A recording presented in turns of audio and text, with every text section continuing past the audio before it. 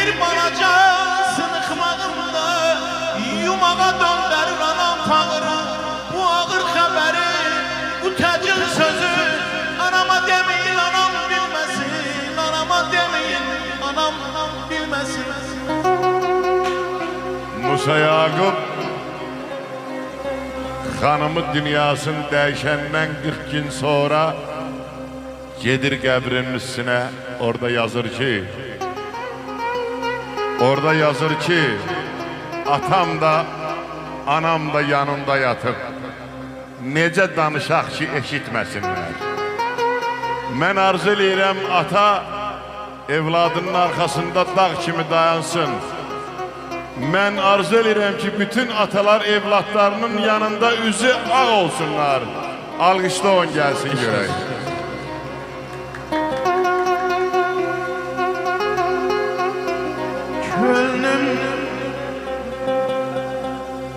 Könlüm ata nesiyeti isteyir. Dillerine kurban olun ay dede, dillerine kurban olun ay dede.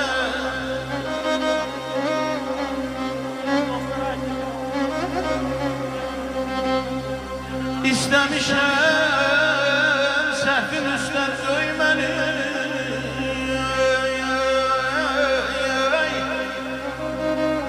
Ellerine kurban olun ay dede, ellerine kurban olun ay dede, ay dede. Dosta ait okuyaq.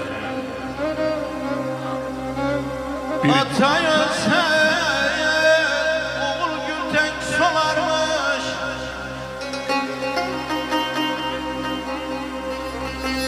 Ata ölse oğul gülten solarmış.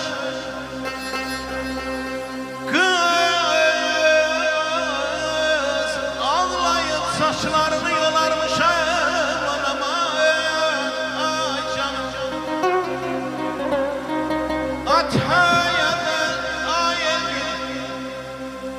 Ataya da yatan lazım olarmış. Yollarına kurban olmay dede, yollarına kurban olmay dede. Maksat müəllim. Bir günlük, 5 günlük değil ülfetim. Revan kardeşimizin şerefine söyleyirəm.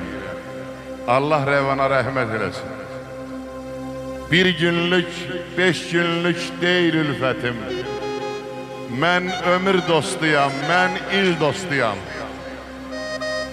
İradəm möhkəmdir, dostluğum təmiz. Mən ürək dostuyam, könül dostuyam.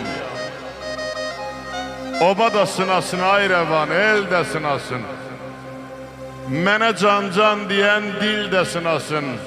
Köksümə əylən gül də sınasın. Əsil dostlarımın əsil dostuyam. Dinlə bu hikməti məqsəda sən də. Dostlara yer saxla canda bədəndə. Belə söyləmişdi atam gedəndə. Belə söyləmişdi atam gedəndə. Yaxşı nəsillərin nəsil dostuyam. Əsil dostlarımın əsil dostuyam. Eşq olsun məqsəd müəllim, eşq olsun. Yaxşı. Qoy bunu tamamlayayım. Şişan saya simana el açmış. Qaraya senden ötürü dil açmış. Kapım bacağım çiçeği açmış, gül açmış. Güllerine kurban olmay dede, güllerine kurban olmay dede.